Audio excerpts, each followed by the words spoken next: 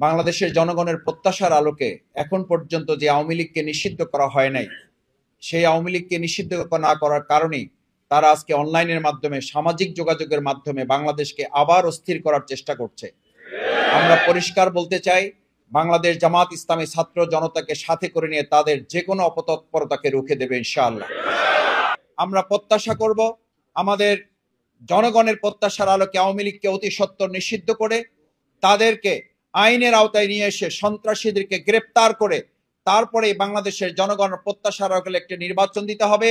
বাংলাদেশ জামাত ইসলামী এবং ইসলামী ছাত্র শিবির ছাত্র জনতার সাথে সেদিন ভূমিকা পালন করেছিল বলে আওয়ামী লীগ সকলের মধ্য থেকে বাংলাদেশ জামাত ইসলামী এবং ইসলামী ছাত্র শিবিরকে সেদিন নিষিদ্ধ করেছিল।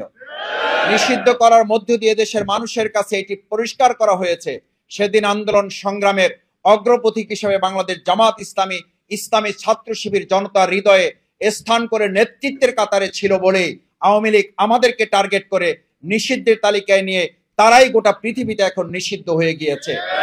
আমরা আমাদের প্রিয় অর্জিত এই দ্বিতীয় স্বাধীনতাকে আমরা এমন ভাবে কাজে লাগাবো, ভবিষ্যতে স্বৈরাচারের বিরুদ্ধে আন্দোলন নয়, বরং আর কোন স্বৈরাচার যাতে মাথা উঁচু করে দাঁড়াতে না পারে সেরকম একটা রাষ্ট্র, সেরকম একটা রাজধানী, সেরকম একটা ঢাকা মহানগরী আমরা প্রস্তুত করবো ইনশাআল্লাহ।